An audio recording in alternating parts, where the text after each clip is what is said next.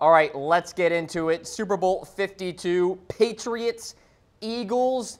The Patriots are, quote-unquote, at home, but they'll be wearing their away jerseys where they've been much better in Super Bowls. So they're going with the good fortune in that regard. Tom Brady playing in his 8th Super Bowl. The Eagles looking to win their 3rd straight game as an underdog for the first time since my Baltimore Ravens did it back in 2012 with Joe Flacco and the magical run that he had. And by the way, this was the largest opening line since Super Bowl 43 between the Steelers and the Cardinals. Now, the line has shrunk to, I believe it's now 4.5 now, in favor, of course, of the New England Patriots. So a lot of things to kind of parse here. And I want to start things off with Nick Foles' rapid improvement, especially from the pre-Vikings to the Vikings game. So Nick Foles' passer rating against the blitz pre-Vikings was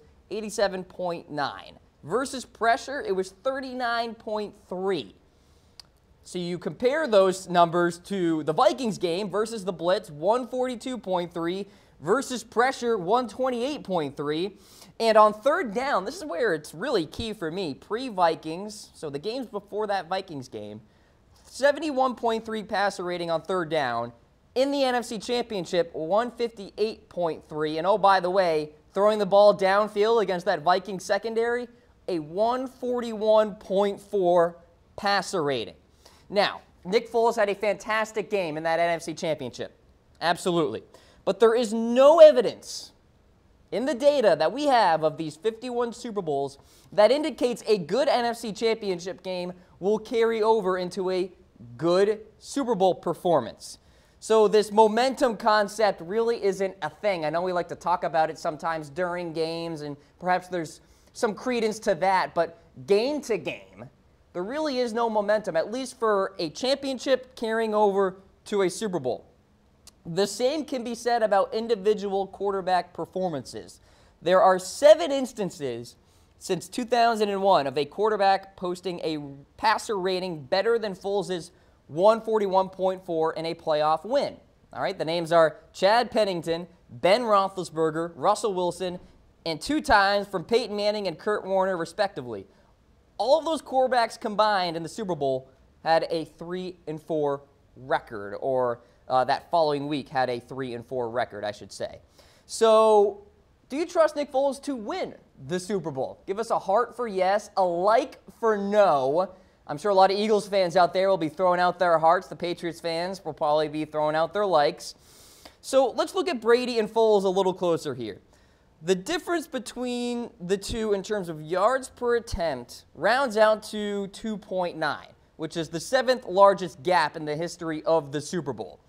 So you look at past gaps between quarterbacks, big-time gaps in terms of yards per attempt in Super Bowls. Tom Brady and Eli Manning with the biggest. Tom Brady, 9.4 yards per attempt. Eli Manning, 5.5. Did Tom Brady win that Super Bowl? No. 1970, Craig Morton of Dallas, Johnny Unitas of Baltimore. Morton had an 8.7 yards per attempt. Unitas had 5.2. Did Morton win? No, he did not. Then you have Joe Montana, John Elway. That was a sizable gap. Montana actually did win that Super Bowl. How about Cam Newton and Peyton Manning, though? Newton, 8.3. Peyton Manning, 5. And Manning ended up winning that football game. So you see that in 4 of the 5 instances with the largest gaps in terms of yards per attempt, the lesser quarterback, shall we say, ended up winning that Super Bowl. So it's not necessarily about the star quarterback in this football game. So Nick Foles has every real opportunity to hoist the Lombardi Trophy on Sunday evening. It's a really interesting stat here. So I kind of feel like this Eagles team could kind of relish the 2007 Giants role, where they play the underdog and you got the mighty Patriots, and it's, you know, Philadelphia Eagles really relish that underdog role throughout the playoffs and can really carry it into Minneapolis as well. All right, so let's talk about the Patriots defense here. Why are they so good, but, kind of not really? So in terms of points allowed, they are good. But the talent on that side of the ball, perhaps not. Well, I think it's really thanks to their offense. The defense, talent-wise, I think is one of the worst. But the offense keeps it off the field and fresh. And that is the key component there. The average Patriots drive on offense included a league-high 6.2 plays. The New England defense faced just 172 possessions this season. That's the 5th fewest in football and 12 below the league average. So it's easy to see here how the Patriots defense can look good. They're so fresh. They're barely on the field. The offense and special teams makes it tough on the opposing team. During the Brady-Belichick era, so 2001 to 2017 plus, the average defense has faced just under 368 short fields. Every team besides the Patriots has faced a minimum of 311 possessions beginning on their side of the field. Belichick's defenses have needed to defend only 227 short fields. So Belichick and Brady and that offense have done such a good job at being able to keep their defenses off the field, letting Brady and that offense and that horizontal passing game kind of control things. So the key for New England's defense is the ability to defend the RPOs, right? The run-pass options for the Eagles. That's something that Nick Foles loves to do. He did a great job with it in the NFC Championship game. One way to do it for New England to kind of defend this is a cover 7 and safety bracket type of coverage. I'm telling you, if you blitz Nick Foles, you are going to get burned. So I think the best way for the Patriots to kind of defend Foles in this Philadelphia offense is to sit back and play a little coverage. As you saw that weigh-in for everybody watching the program right now, are you going hashtag fly, Eagles fly, or hashtag not done? Throw in your votes and your thoughts about who will win Super Bowl 52. All right, so another thing I want to kind of harp on here, Gronkowski. So he has been cleared to play, which is good news for New England. And the Eagles, they have been fantastic this season on the surface against the pass and the run, respectively. But they do rank 17th against tight ends. And you may recall the Eagles gave up 103 yards and a score to Travis Kelce earlier this year. And we know Kelce is no Gronkowski. Nobody is Rob Gronkowski. So, believe it or not, Jim Schwartz is not a big blitzer. In 10 years as a defensive coordinator or head coach from 2006 to 2016, Schwartz ranked in the bottom 5 of the league in blitz percentage 9 times. In the 7 meaningful games between Schwartz and Brady/Belichick, Schwartz is only 1-6. So he doesn't sport the greatest record out there against Brady, and he's going to have to look to buck that trend, Jim Schwartz will. That one win, by the way, was way back in 2002. So that Eagles front four is legit. Can talk about that all day and night. Timmy Jernigan and Fletcher Cox and Brandon Graham and Vinnie Curry and Chris Long could go down the line. And I mentioned comparisons to the 2007 Giants with Osi Umenyiora and Michael Strahan and Justin Tuck. The Giants didn't have to blitz in that Super Bowl. The Philadelphia Eagles may not have to either. In fact, I think they would be crazy if they were to blitz Tom Brady because Brady usually picks you apart if you blitz him. So the Patriots are best suited to do lots of no huddles and sugar huddles to kind of slow this Philadelphia pass rush down. One team that actually did a good job of that against the Eagles this year were the Giants back in Week 3 when they put up 29 points in that game. Eli Manning went to the line with 2 plays in mind and often, did the kill, and would go to that second play. And that's how you neutralize a pass rush, or at least that's one way to do it. Go with the no-huddle, up-tempo type of deal. So when teams took under 30 seconds to initiate a play, we're talking about opposing teams here, the Eagles ranked 29th in win probability. So if you speed things up and if you do the sugar huddles and the no huddles against this Philadelphia defense, Tom Brady can have his fair share of success in this football game. It's safe to say the Patriots will have to go up-tempo, ladies and gentlemen. So quickly, a note on special teams. The Patriots hold the advantage pretty much in every facet of special teams. Their punt and kick returns for the Eagles have been worth a combined negative 1.9 points of field position. So not the greatest stat there. Kenyon Barner's the headliner returner there in the punt and return game. And the Patriots, in terms of pass rushing ability, Trey Flowers has been a monster this postseason, and I think Matt Patricia will likely have to move him around the Eagles' offensive line, probably put him at left tackle sometimes. I could see a matchup with left tackle Vaitai there, who is the backup to Jason Peters, of course. And Vaitai actually wasn't all that bad against Everson Griffin in the NFC Championship game.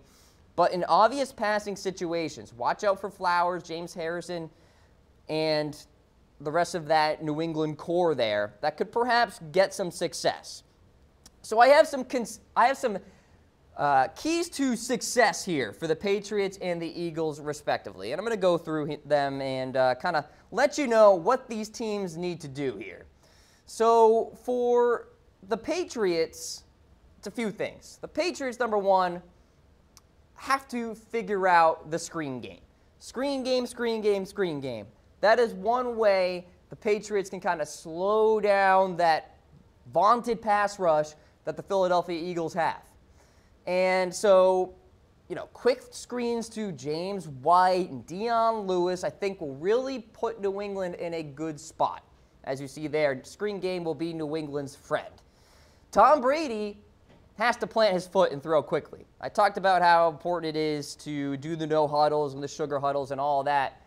Tom Brady can't do any deep drops, 7-step drops, and long play action plays that take a lot of time to develop down the field. That's not how the Patriots are going to win this football game if they were to.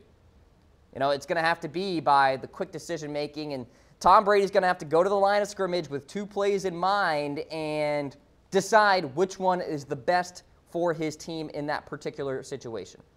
And then finally, I think the Patriots are better off not blitzing Nick Foles. I really believe that. The Eagles have one of the better offensive lines in the NFL, and especially on that right side. You got Jason Kelce there at center, you got Brandon Brooks at right guard, and you have Lane Johnson at right tackle. I think they could stonewall New England's pass rush. So you're blitzing Nick Foles, but you're not getting to him, and you're just leaving more holes in the secondary. So it doesn't really make much sense. So I think New England would be smart, and Matt Patricia is a smart guy, so I think they will do this. Drop players into coverage. And, play a bend but don't break kind of mentality. That's what the Patriots like to do, and I think they will do it in this football game. So those are the keys to success for the Patriots. Meanwhile, for the Philadelphia Eagles, what do they have to do? So I am watching Fletcher Cox against guard Shaq Mason. If Fletcher Cox can win inside and really attack the interior of that Patriots offensive line, that's where I see the Super Bowl being won. Talking about for the Philadelphia Eagles. Because if you move Tom Brady, make him uncomfortable. We saw it a few years ago in the AFC Championship game with the Denver Broncos, right? We've seen it twice with the New York Giants in Super Bowls of old. The Philadelphia Eagles have to use that blueprint. And so it's going to be on Fletcher Cox to be a disruptor on the inside. Because Tom Brady, he could step up in the pocket. He's got good pocket awareness. He could see Brandon Graham coming around on the edge, and he can move up. It's got to come from the inside. That's the key here for Philadelphia. All right, Nick Foles and play action must be on point. I firmly believe Nick Foles is a premier ad-libber. He likes to have the options during the play. He likes the run-pass options. He likes the play action with a couple of routes down the field, gets those linebackers to suck up, and he gets the one-on-one coverage down the field to Alshon Jeffrey and Torrey Smith, etc. So Nick Foles in play action must be 100%, as they say. And by the way, the play action will be non-existent if Jay Ajayi and LeGarrette Blount don't run the football effectively. Finally, this might be the biggest matchup outside of Fletcher Cox and Shaq Mason. Patrick Robinson on Danny Amendola. Danny Amendola has been fantastic in the playoffs. They call him Danny Playoff and all that good stuff. But Patrick Robinson probably is the best slot corner in the NFL. I see a very real scenario here where Schwartz says, all right, Patrick, we're locking you in on Amendola in the slot, and we're not giving you any help. Obviously not, because he is the 4th-ranked corner according to Pro Football Focus. A real improvement for Robinson compared to the 2016 campaign. So Robinson probably will shut down Danny Amendola. It's going to come down to Gronkowski, Dion Lewis to make some plays, perhaps Hogan on the outside, and Brandon Cooks as well going deep. But this is not going to be a Danny Amendola football game, folks. For all you Patriots fans out there, Patrick Robinson will shut him down. Now, those are the keys for the Philadelphia Eagles. I have said multiple times here on the Cam Rogers Show, and by the way, follow me on Twitter at Mr. Rogers99. We thank you for tuning in to this live program here. I have said many times, actually I spent a rant on it, that players should not guarantee a win in the NFL, particularly if they are playoff games. Jalen Ramsey did it, and it didn't work out well. Le'Veon Bell did it a few games ago, and that didn't work out well. We've got the latest example. These players clearly aren't watching my show. Alshon Jeffrey. So NFL Network talked with Alshon Jeffrey, and Jeffrey essentially said it's not if he wins the Super Bowl. He wants you to speak it into existence. Quote, when we win this game on Sunday, ain't no telling what we're going to do, but we're probably going to celebrate, have some fun. And NFL Network says, so you're convinced you're winning, Jeffrey? We're bringing that trophy back to Philly, man. Why do we? Oh, my God, this is unbelievable. Absolutely unbelievable. Alshon Jeffrey, what are you doing, my man? You're guaranteeing a Super Bowl. And you know what, Bill Belichick? He just printed out that tweet, and now he's showing all his players in the locker room. Hey, guys, Alshon Jeffrey said this. Crazy. Here we go. Super Bowl 52. Eagles. Patriots. I am giving you the answer key to the SAT. I am opening up my crystal ball and telling you who will win on Sunday evening. The Philadelphia Eagles, your Super Bowl 52 champions. 24-20, Fletcher Cox, Timmy Jernigan, Brandon Graham. They are going to feast on that New England offensive line. Patrick Robinson will shut down Danny Amendola. There will be effective bracket coverage with Malcolm Jenkins and the linebackers there on Rob Gronkowski. And Brady's going to be uncomfortable in this football game. I just sense it. It's going to be a semblance of the 2007 Giants, where it's just Eli Manning wasn't all that great, and Nick Foles isn't all that great, but he's going to find a way to get it done. I think Jay Ajayi will run the football effectively. That Eagles offensive line is fantastic in pass protection, especially on that right side. So I've got the Philadelphia Eagles stunning the Patriots. And this will be the first Super Bowl loss for Tom Brady against a team not named the New York Giants. 24-20 is your final score.